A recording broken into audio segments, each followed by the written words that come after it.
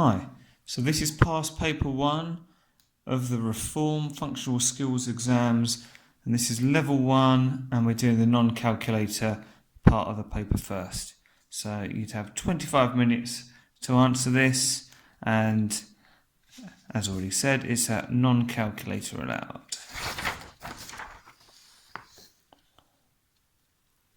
Okay, so question 1. Convert 3 meters into centimeters. Okay, well I know that 1 meter is 100 centimeters. So 3 meters, that means I'm going to want 100 times 3. So 3 times 0 is 0, 3 times 0 is 0, 3 times 1 is 3. Okay, part B. Work out 3,400 divided by 1,000. Well, I'm going to write 3,400. Now, when we're dividing by 10 or 100, what we're doing is we're effectively moving the decimal point. Now, because this is a whole number, decimal point is here at the end. Okay, if you want, we can put a 0 here to sort of show that's what it would be. Okay. Now we're dividing by 1,000, so we're going to be moving the decimal point to the left, and we've got 3 zeros, so we're going to move 1, 2, 3 to here. So we're going to end up with 3.4. Now, part C. 35 minus 15 divided by 5. So this is testing our order of operations rules. I'm going to write it out a bit bigger here. Okay, so you might remember BIDMAS to help us remember what order we apply our operations. B is for brackets, we haven't got any brackets. I for indices, we haven't got any indices. D for division, we have got division. So we're going to do this bit first. 15 divided by 5, well that's 3. And we've still got the 35 minus a 3. So we can write that out like this. 35 minus 3. So 5 minus 3 is 2. 3 minus nothing is still 3. So we've got 32.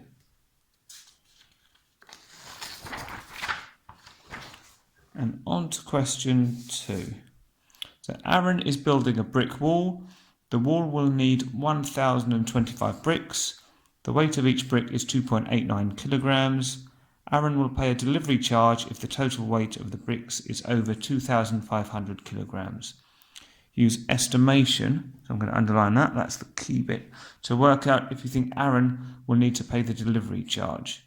You must show you're working. So estimating, so they don't want us to use the exact numbers that are here. So I'm going to start off with bricks. Well, 1,025, well that's approximately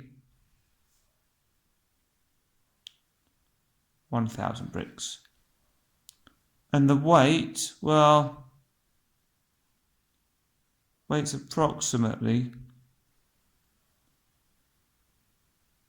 3 kilograms. Okay, I'm just rounding it to the nearest whole number. Okay, because what we need to do if we're working out the total weight, then we're going to have to multiply, well, it would have been these two numbers together, but because we're estimating, we're going to be multiplying these two numbers together. So we've got 1,000 times 3. 3 times 0 is 0. 3 times 0 is 0. Still 0. And 3 times 1 is 3. So we've got 3,000. Now we're going to use this to compare with the 2,500. Well, it's clearly over 2,500 or greater than 2,500. So yes, he is going to have to pay the delivery charge. So I'll just put yes.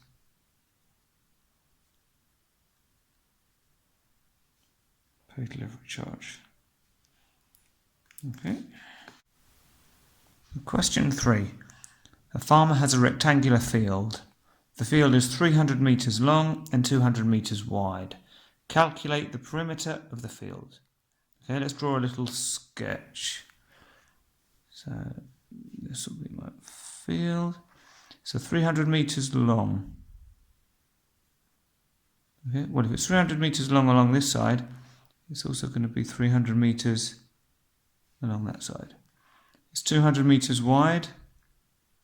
So if it's 200 metres there, it's also going to be 200 metres over here.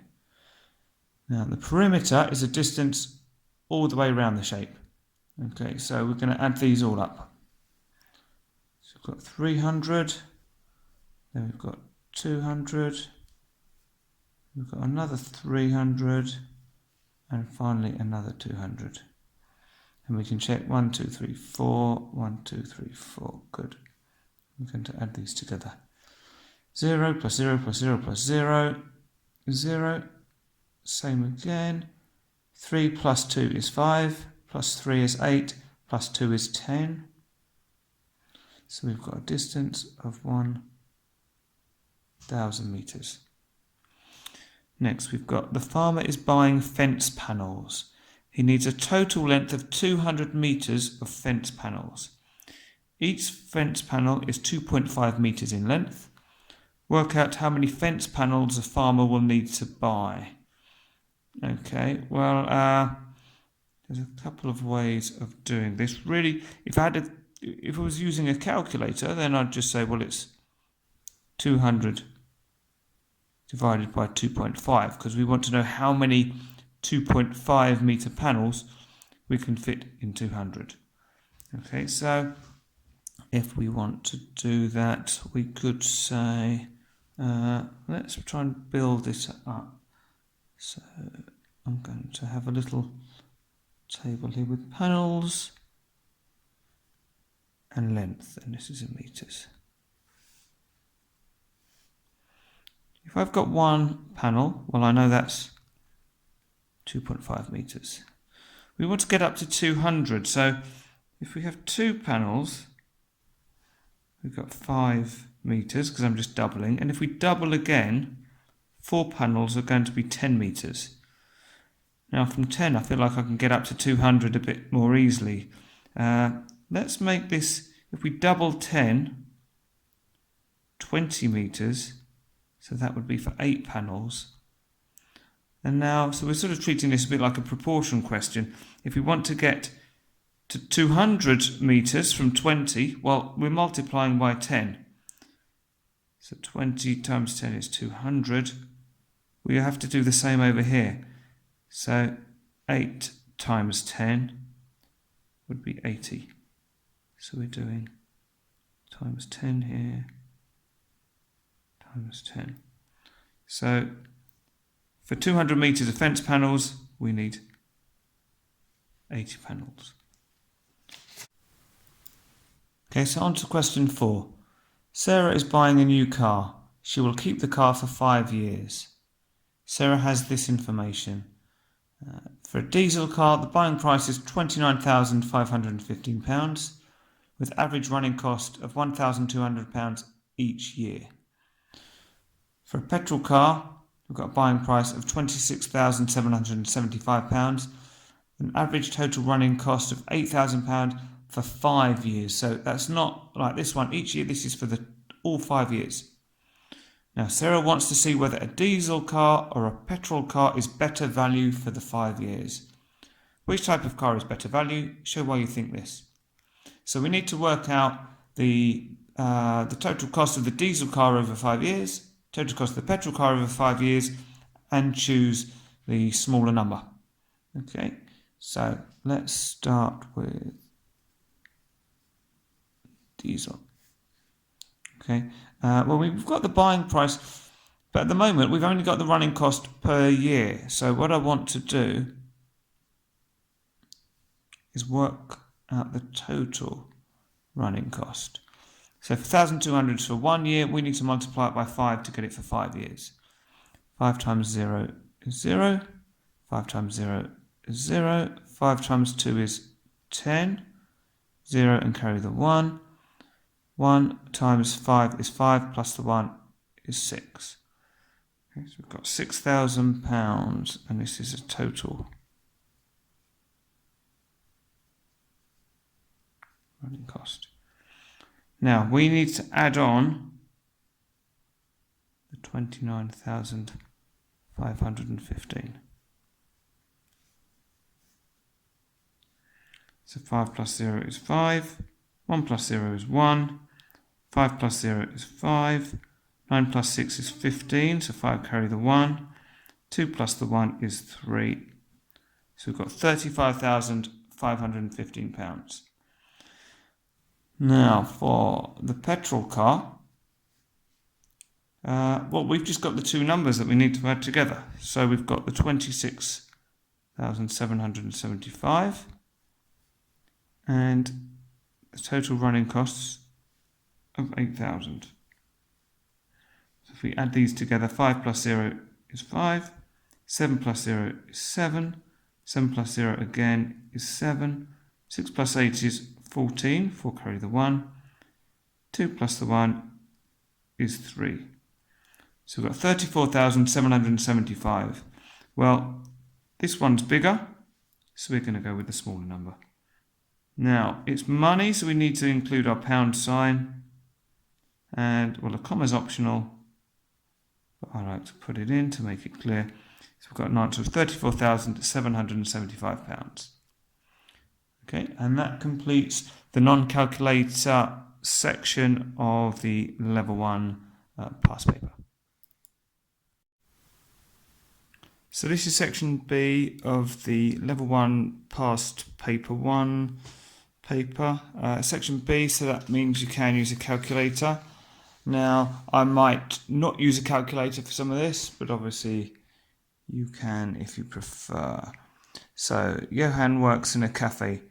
One morning he sells 48 cups of tea and 12 cups of coffee. Write down the ratio of the number of cups of tea to the number of cups of coffee. Write your answer in its simplest form. Okay, so got a ratio question, so I'm going to draw a little, well, I can do it as a table. So we've got tea and we've got coffee.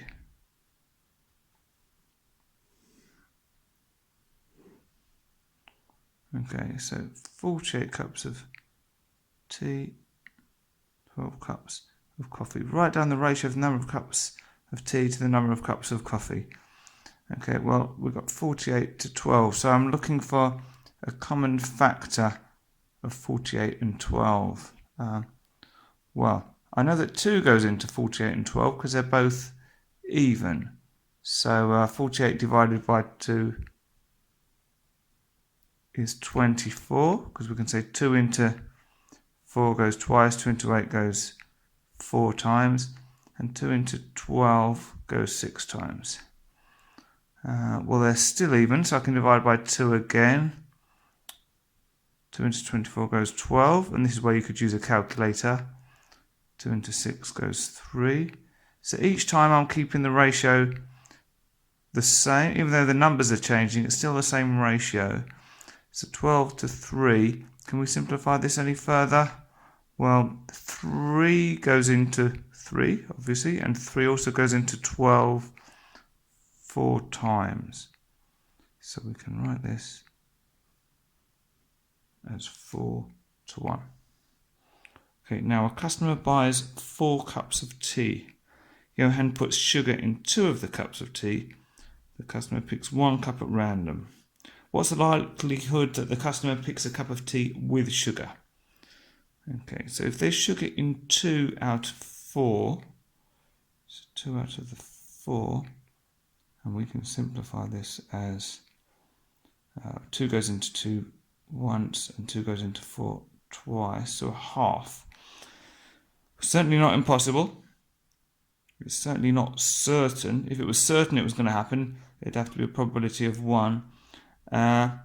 It's a half, so that's exactly an even chance. So when we've got the same chance of it happening as it not happening. So there's just as much chance of of the customer picking a cup of tea with sugar as picking a cup of tea without sugar. Okay, on to the next question. Number 2. Sam is a manager in an office. She wants to buy 14 new chairs. Each chair costs £73. Sam will also be charged 20% VAT on the cost of the chairs. Sam has £1,200 to buy the chairs. Is £1,200 enough to buy the 14 chairs? Right, so we've got to work out the total cost of these chairs. We know that first of all, we're going to need to multiply 73 by 14. Okay, that'll give us the total cost of the chairs before VAT, and then we can work out the VAT. Right, so we can use a calculator, but I'm going to do it without on here. So 3 times 4 is 12. 2 carry the 1. 7 times 4 is 28. Add the 1 is 29. Now we're moving on to the 10, so we can put a 0 down here. 1 times 3 is 3. 1 times 7 is 7. So if we add these together, 2 plus 0 is 2. 9 plus 3 is 12. 2 carry the 1. 2 plus 7 is 9, and the other one is 10. So we've got £1,022. Now we want 20% VAT. Well, if I want 10%, well, I know I can just move the decimal point. So 10% is going to be £102.20. Because I'm assuming my decimal point's here, and I'm just going to move it in 1 to the left. Because 10% is dividing by 10. So that means 20% is going to be 2 lots of this. So I can double it. So 2 zeros are 0. 2 2s are 4. 2 2s are 4 again. 2 zeros are 0. 2 1s are 2. So that's my 20%. So we've got the price before VAT. We've got the 20% VAT. So if we add these together,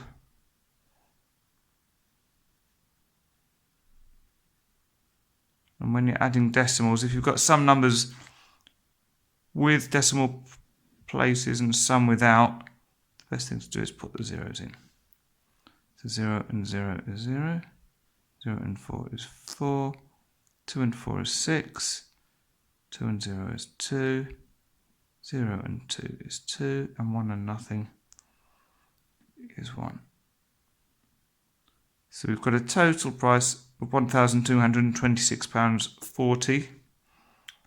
Well, that is more than 1,200.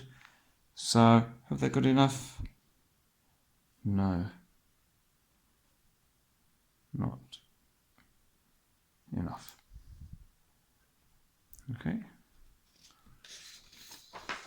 Right, now we're on to part 3. So we've got, here is a garden and a pond. The garden and the pond are rectangular. Kyla is covering the garden with grass seed. She will not put any grass seed in the pond. Makes sense? 1 box of grass seed covers 15 metres squared of garden.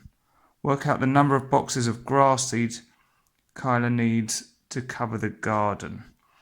So we want the area really, first of all, so we can then see how many boxes of grass seed we need.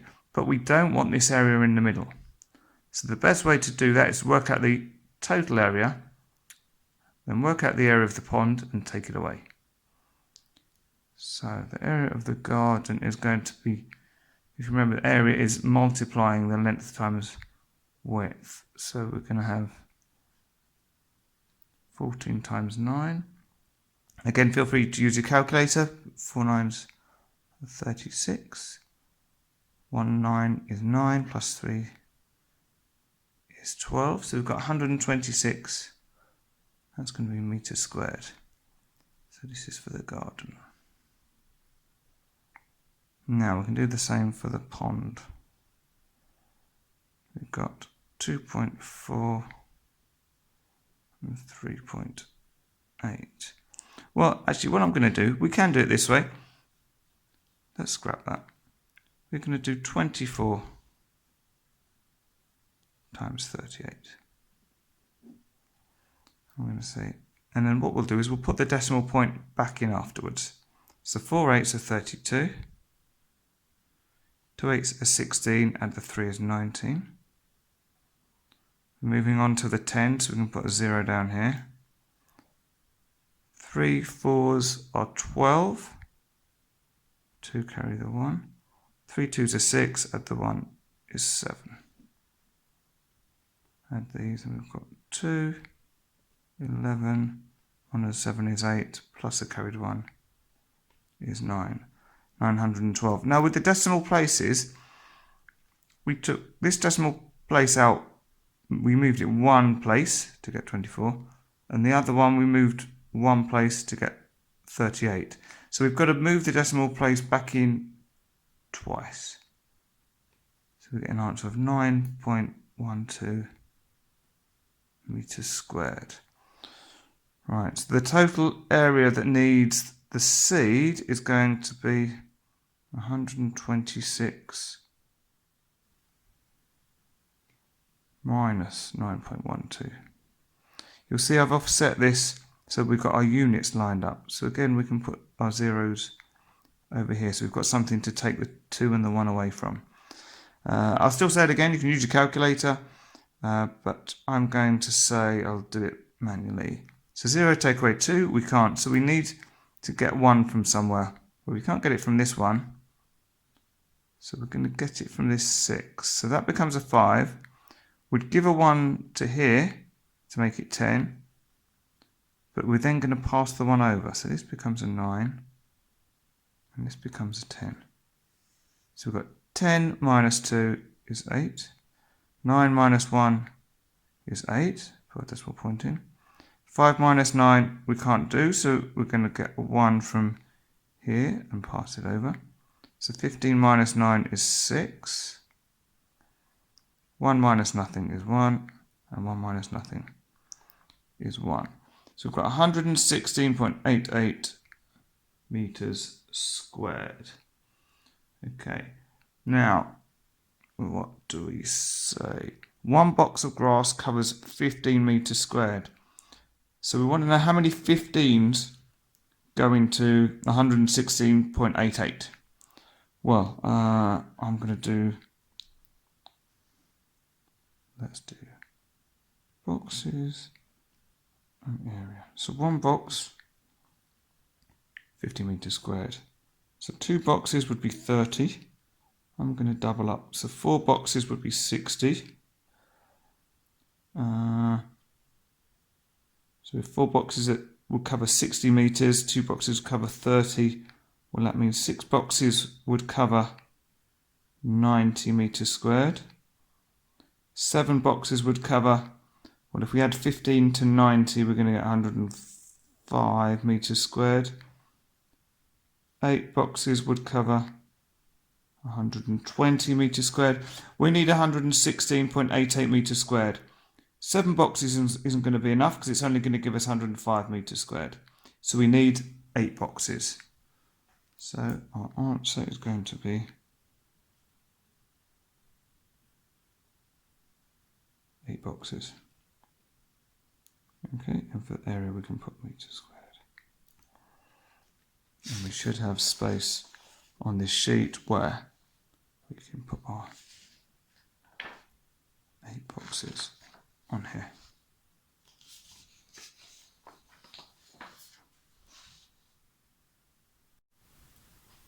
So this is question 4. Let's move this over just so you can see the question number. Right, question 4. Dave is going on holiday to Madrid. The temperature tomorrow in Madrid will be 21 degrees Celsius. Dave uses this rule to change the temperature into Fahrenheit. We've got a little formula for us. Temperature in degrees Celsius multiplied by 1.8, then add 32, and then you get the temperature in degrees Fahrenheit. Dave thinks the temperature in Madrid will be more than 70 degrees Fahrenheit. Is Dave correct? Show where you think this. Okay, so we've got the formula. So we're going to take our 21, which is our temperature in degrees Celsius. So we're going to do 21, and we're going to multiply it by 1.8. So I'm going to multiply it by 18, and then I'll put my decimal point back in afterwards.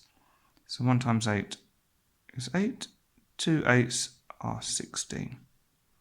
Now we move on to the tens, so we can put a 0 here. 1 times 1 is 1. 1 times 2 is 2. So let's add these up. 8 and 0 is 8. 6 and 1 is 7. 1 and 2 is 3. And we took the decimal place out once, so we can put it back in once. So we get 37.8. Then we've got to add 32. Put our 0 in. So 8 plus 0 is 8. 7 plus 2 is 9.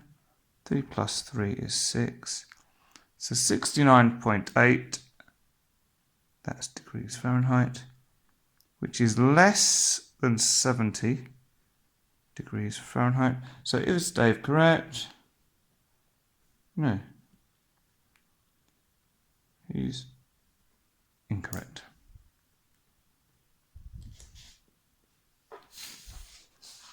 Okay, question 5. And we've got a graph for this one by the looks of it. Just the fact that we've got some paper, graph paper here. Kai works in a call centre. The table shows the number of phone calls he receives each day. So Monday's got 240, Tuesday 140, Wednesday 185 calls, Thursday 80 calls, and Friday 225 calls. Draw a bar chart to display this information. So first thing we want to do is we want to plan how to use the paper, because we don't want a tiny graph that's just down in this little box here, and we don't want a graph that's going off the squares completely. Okay, so well, you can do a vertical or a horizontal bar chart, and the reason I'm thinking bar chart is, well, really it's going to be a bar chart or a line graph, and with a line graph you only really want to use that if it makes sense to have something in between the points. So if you're working with time or temperature or something like that, then it makes sense because it's continuous. With this, we've got days of the week. It's either Monday or it's Tuesday or it's Wednesday. So it makes much more sense to use a bar graph for this. And we've got 1, 2, 3, 4, 5 of these big squares at the bottom. So I think that feels perfect for calling them Monday, Tuesday, Wednesday, Thursday and Friday. And I want to label these. Might be obvious, but we need to say what they are, so we can just call these are days or day. Let's say days. And that means that up the side we need the frequency or the number of calls. So let's see how we can work out how many to fit in. So we've got 1, 2, 3, 4, 5, 6 of these big squares to fit in, and our highest value is 240. So we could do, we certainly can't use one call for each little square, because that would be 10, 20, 30, 40, 50, 60, which isn't going to be enough for 240. At the same time, we don't want to make them 100, because 100, 200, 300, we'd have quite a short graph. We want to use the paper. So I'm thinking if we've got 1, 2, 3, 4, 5, 6 big squares, we've got 240, maybe we could do 50 for each big square. We want to use a nice round number so it's easy for us to work out what each of the little squares are worth. So 10, so if each one was 50, we'd have 50, 100, 150, 200, 250 up to here. So if each one of these is 50, then 50 divided by 10 means each little square would be worth 5.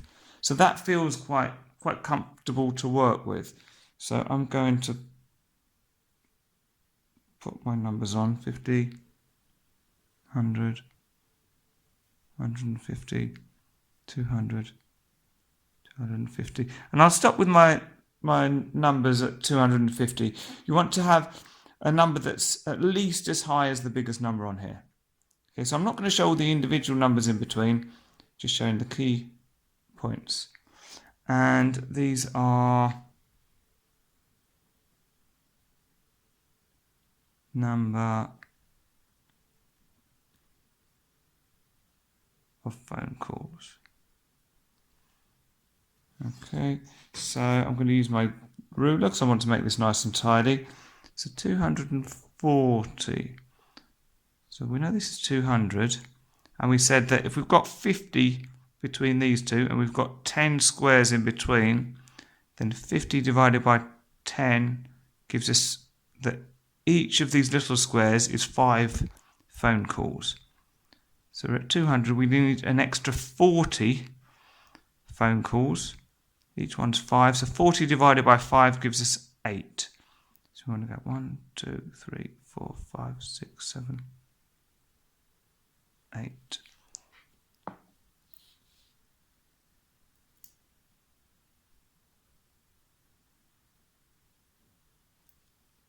Okay. For Tuesday we've got 140. Well, this is 100. So 40, like before, is going to be another 8 squares. So we can count up 8, or we can say, well, this is 10, and I can count down 2, because 10 minus 2 gives me 8 as well. Wednesday we've got 185, so it's 100, 150, so we need an extra 35 on top of 150. So 35 divided by 5 is 7. So we want to go 1, 2, 3, 4, 5, 6, 7 squares. You can see I'm concentrating on the top of the bars at the moment. I don't care about the lines down the sides yet. Thursday we've got 80. So this is 50. We need another 30 to get us up to 80. And 30 divided by 5 is 6. So we go 1, 2, 3, 4, 5, 6 to here.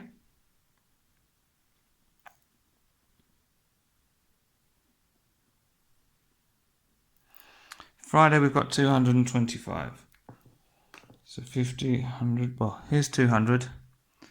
25 is halfway between 200 and 250. So it's going to be this line along here.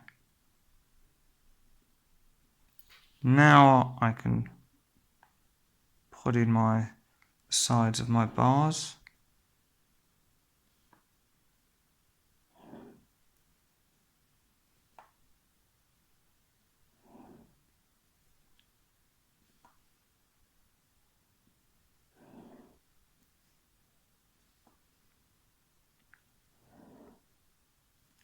Now you might choose to have bars that don't touch. You could have a gap between your bars, which is fine. This way is probably more efficient because I'm having to draw less lines.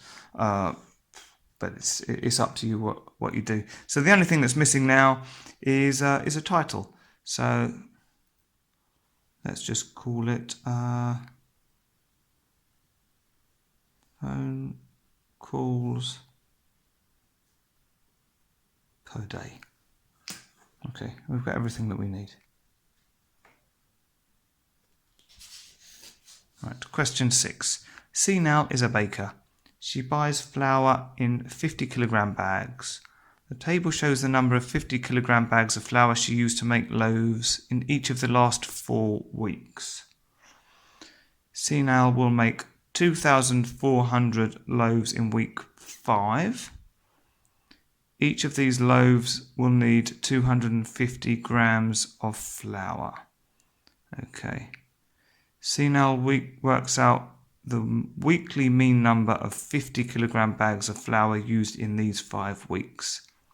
She will use this figure for future orders. Work out the weekly mean number of 50 kilogram bags of flour used in these 5 weeks. Well, there's loads of information there. So we need to break this down a little bit. So first of all, we're dealing with kilograms up here and here, and then we're dealing with grams. So what I'm going to do is I'm going to make them consistent. So you can either deal all in grams or all in kilograms. Now, if I turn kilograms to grams, I'm going to end up with, well, there's 1,000 grams in a kilogram. So if I turn this to grams, I'm going to have 50,000 grams, and I'm just getting big numbers that I don't really need. So let's go the other way. Let's say if we turn grams into kilograms, well, 250. Well, I know that. What have we got? 250. So 2 lots of 250 would be 500. So double that again would be 1,000. So I can see that 250 grams is a quarter of a kilogram, which as a decimal is going to be 0.25 kilograms. Okay. And we could have said that by doing 250 divided by 1,000. So moving the decimal place 1, 2, 3 to get 0.25. Okay, so she'll make 2,400 loaves, and each of them needs 250 grams, which we've said is 0.25 kilograms. So let's multiply 2,400, and we're going to multiply it by, instead of 0.25, we're going to multiply it by 25, and then we'll put the decimal point in, like we've been doing in the other questions. So 5 times 0 is 0, 5 times 0 is 0, 5 times 4 is 20, 0 carry the 2, 5 times 2 is 10, add the 2 is 12. Now we're on to the 10, so we can put a 0 here. 2 times 0 is 0, 2 times 0 is 0, 2 times 4 is 8, and 2 times 2 is 4. Now let's add these together. 0 and 0 is 0, 0, 0, 2 and 8 is 10, and 1, 4, and the other one is 6. Now, this wasn't 25, it was 0.25, so we'd moved the decimal place twice. So we need to put it back in twice. So this gives us 600 kilograms. Okay, so we need 600 kilograms, and we know that, what have we got? They come in 50 kilogram bags. So we want to know how many 50 kilogram bags can you get from 600. So we're saying 50 divided by, sorry, wrong way around, 600 divided by 50. Well, we can cancel a 0 on both sides. So we've got 60 divided by 5. I'm going to do the bus stop method. So 5 into 60. 5 into 6 goes 1, with a 1 remainder. 5 goes into 10 twice. So we're going to need 12 bags. Okay, now we want to work out the weekly mean number of bags. So the mean, the way we work out the mean is the total divided by the number of items, we can call it. So our total is going to be all of these added together. 7 plus 14 plus 8 plus 13 plus the 12 that we've just worked out. And that's going to be divided by the number of items, or in this case it's the number of, let's say, items or weeks, which is 5. So 7 and 14 is 21, plus 8 is 29, plus 13 is 42, plus 12 is 54. Again, you've got your calculator, or you can write it in a column. So we've got 54 divided by 5. For this one, you might want to use a calculator, but I'm going to do it with the bus stop method. So 5 into 54. 5 into 5 goes once. 5 into 4 doesn't go, but we've got remainder 4. So we can write this as 10 and 4/5. And 4/5, if we multiply this by 2, we get it as 8/10. So we can write this as 10 and 8/10, or 10.8. Okay. So work out the weekly mean number of bags of flour using these weeks. So we've got our 10.8, which is what we've been asked to work out. Okay. Now, you could say, well, you can't, for a mean it makes sense to have 10.8, but we could say, well, you can't, we're using the mean to work out how many they need to buy. You can't buy part of a bag of flour, so we could say, so need 11 bags.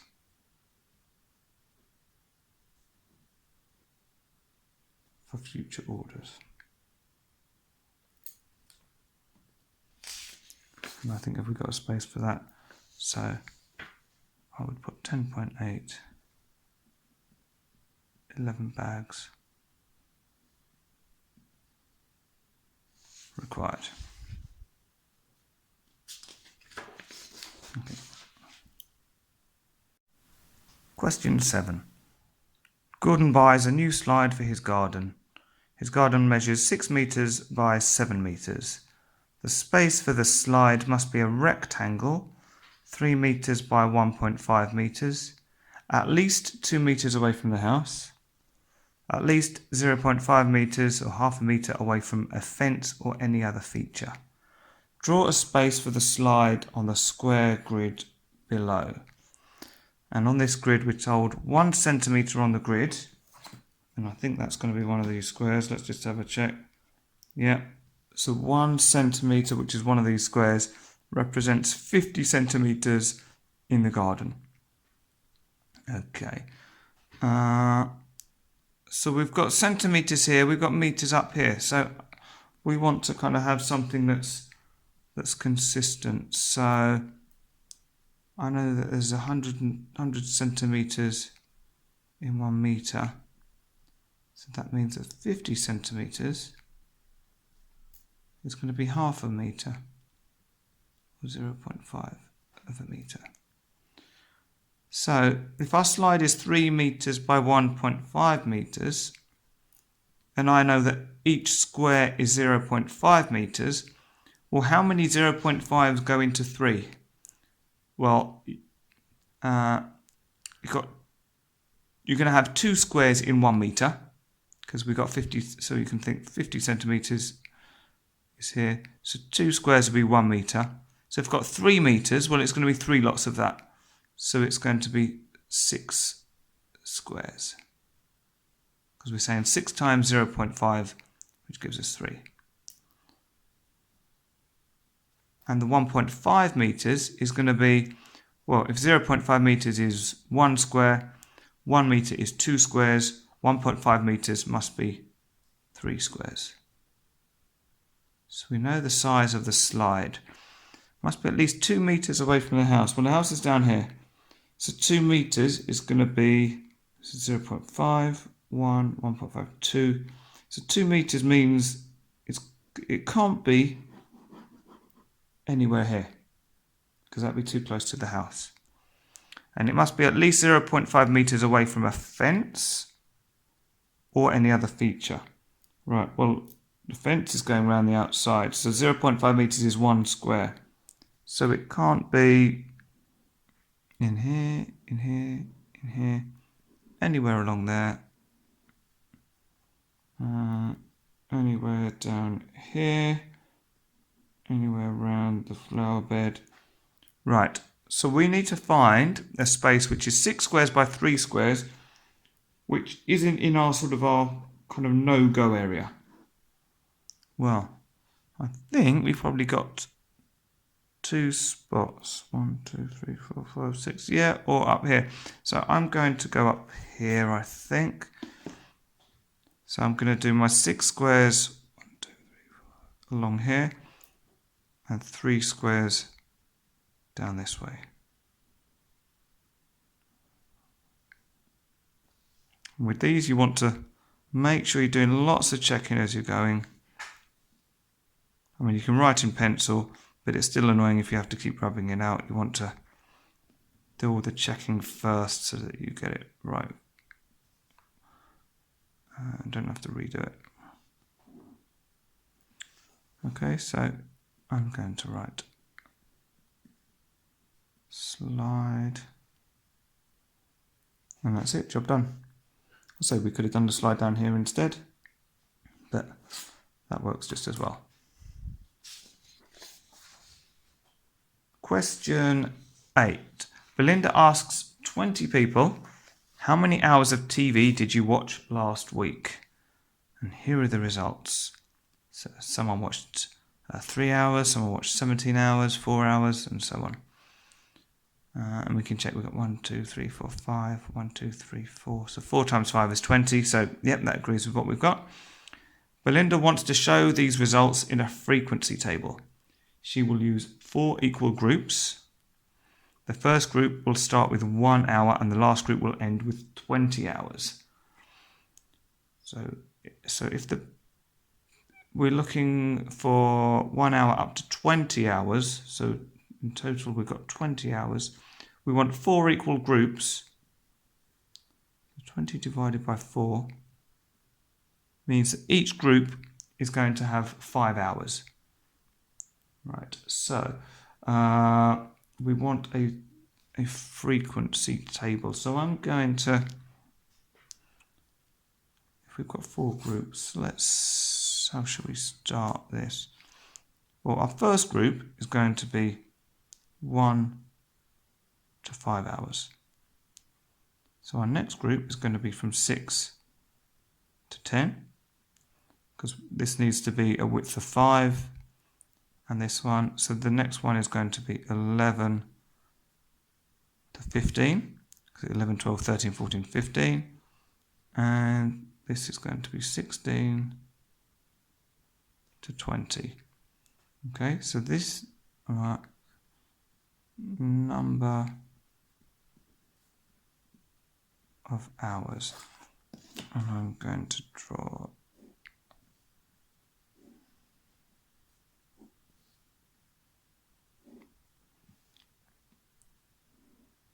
not only does this make it tidier, but it's tidy for other people, but it's also tidier for you, so you can see what's going on.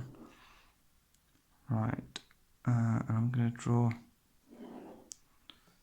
So this is going to be my frequency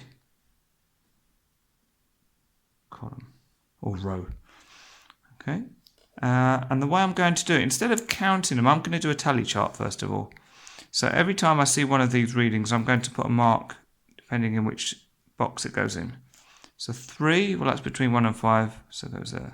17 is between 16 and 20. 4 in here, another 4 in here.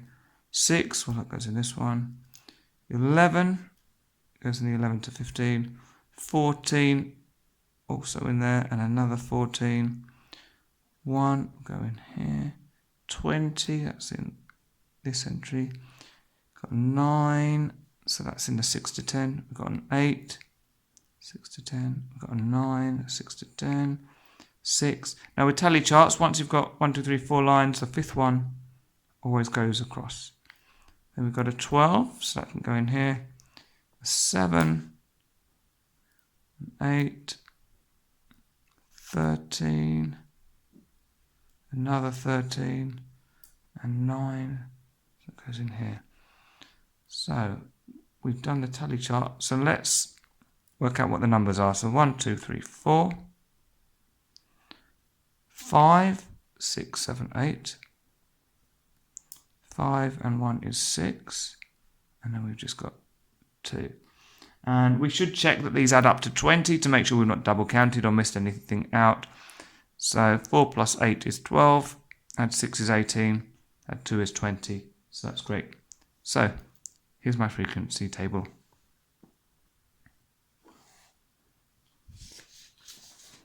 Right, question 9.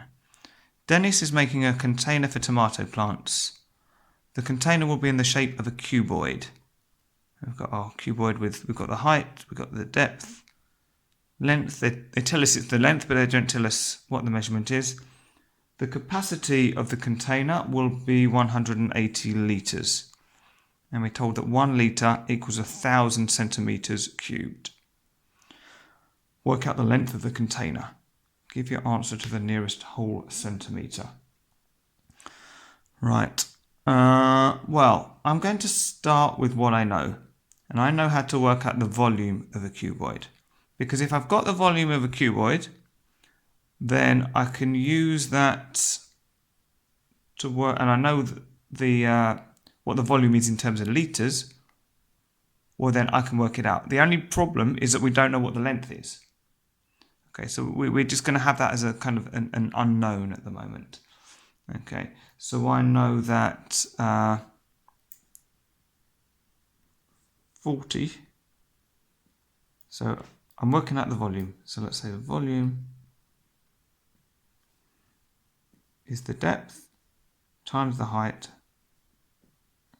times the length. Okay, so, well, we haven't got the length, but we know that all of this is equal to 180 litres. And we also know that 1 litre is 1,000 centimetres. So if it's 180 litres, well, it's going to be 180,000 centimetres cubed. Okay, so we know we can work this bit out. So let's not worry about the missing length for now. Let's work this out. So we got 40 times 55. 0 times 5 is 0. 4 times 5 is 20. We're on to the 10, so we can put a 0 down here. 5 times 0 is 0. 5 times 4 is 20 again. And if we add these two together, 0, 0, 2, and 2. So we've got 2,000, and that's going to be centimetres squared at the moment, because that's the cross section we've worked out. It's this sort of flat area at the end. Right, well, we know that if we multiply this by the length, we get 180,000 centimetres cubed. So if we're multiplying, if we're multiplying the length by something to get this answer, then we need to do the opposite of multiplying to work out the length. So we need to do 180,000 divided by 2,200, and that will give us our length. Okay, well, we've got zeros at the end, so let's cross off 2 zeros there because we've got 2 zeros there. So we've got 1,800 divided by 22. Okay, so how should we do this? Let's do this bus stop method. So 22 divided by 1,800. Now, again, I'm just doing this to show how you would do it manually, but you could just do this with your calculator. And I'll show you how you can do it on a calculator, because it gets a bit fiddly if you do it the bus stop method way, to be honest, but we'll try it anyway. So 22 into 1 doesn't go. So carry the 1. 22 into 18 doesn't go. So we're trying 22 into 180. So let's do 2 22s are going to be 44. So 122, 2 22s are 44. So 4 22s will be double that. 8 22s would be double that, so 80. So 8 and 8 is 16. Carry 1. 8 and 8 is 16. So we'd get 176. Is that right? 22 into...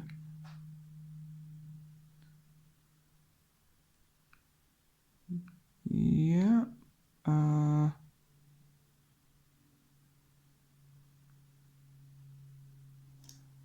Yeah, that's right. So we get 8, and that leaves us with 4 carried over. And then 22 into 40 goes once, and we're going to have remainder 18. So we can write this as 81 and 18 over 22. Okay, and that is going to be centimetres. Now, okay, we've got a funny fraction here, but they've said give your answer to the nearest whole centimetre. Well, we can see 18 over 22, that's more than half, because 11 over 22 would be half. So we can say that this is 82 centimetres. And if you wanted to just do that straight on a calculator, we've got the 1,800 divided by 22, which gives you 81.818181, which rounded to the nearest whole centimetre would be 82 centimetres.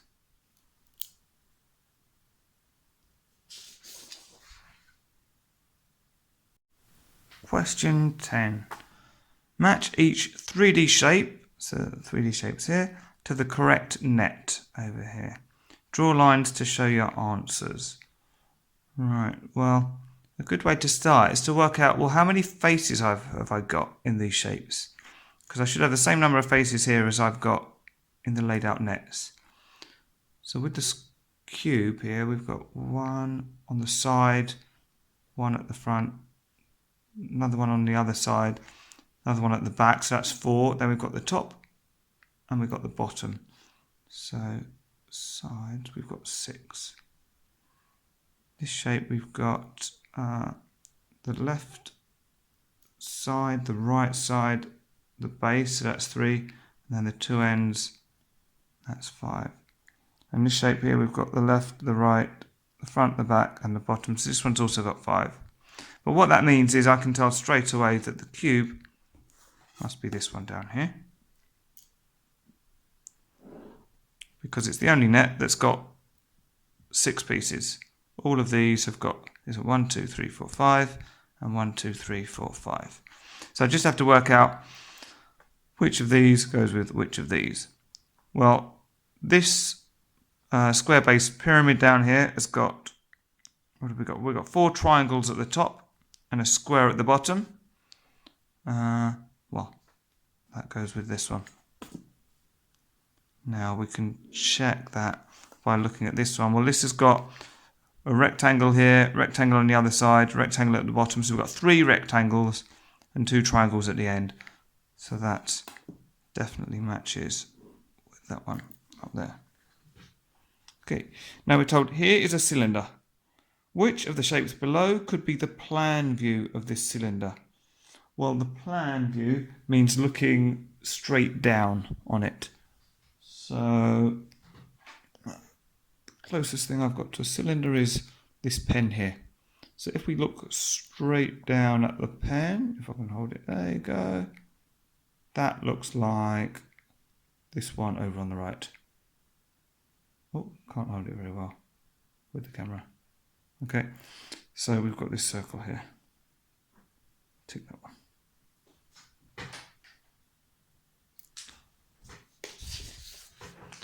Now, question 11.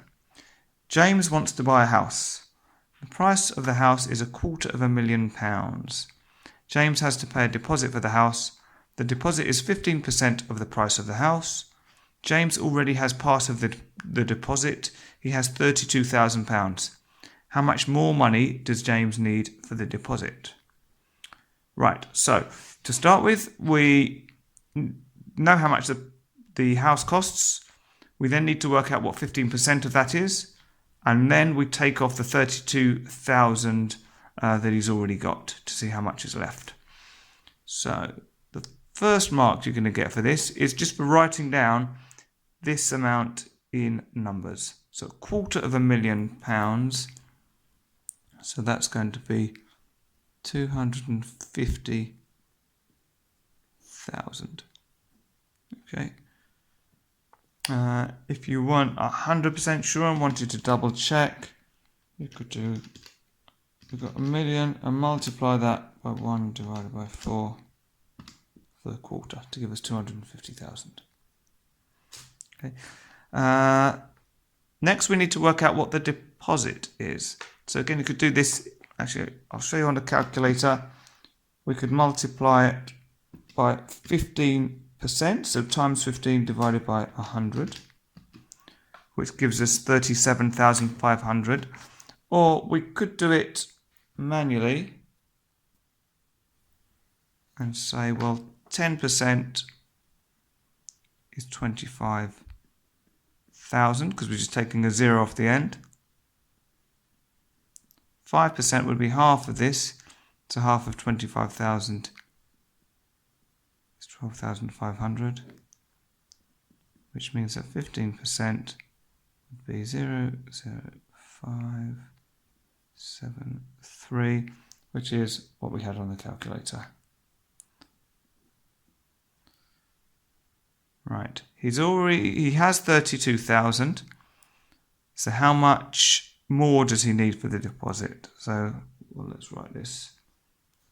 Again, we're going to have 37,500 minus 32,000. 0 minus 0 is 0. 0 minus 0 is 0. 5 minus 0 is 5. 7 minus 2 is 5. 3 minus 3 is 0. I don't need to write that. So he still needs £5,500. And we can write that in our box down here. And then we can see we're getting to the end of the paper. The last thing they want us to do is to show a check of your percentage calculation.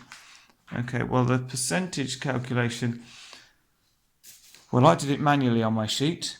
I did the 10% and the 5%. So the check I'll do, I'm going to do the opposite of what I would have done on the calculator. So with the calculator, I said you could do 250,000 times 15 divided by 100. So with this, we want to start with the answer. And instead of timesing by 100, we're going to divide by 100. And then we're going to multiply by 15. Okay, it's the exact opposite of what you did before. Now let's double check that on here. So 5,500 divided by 100, multiply by 15. Oh no, what are we doing? What are we doing? Ah, wrong way round. Silly me. This is why it's always good to check your work. Before, when we did it on the calculator, we said 250,000 multiplied by 15 divided by 100 is how we got that. So to do it backwards, that's because I'm starting with the wrong number. 37,500. So we want to divide by the 15 and then multiply by the 100. So 37,500 divide by 15, multiply by 100.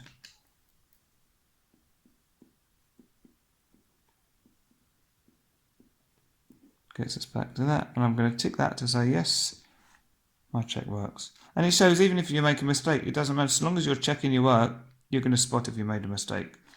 And it doesn't look too messy on there. Okay, so that's the end of the paper. I hope you did well in your original attempt.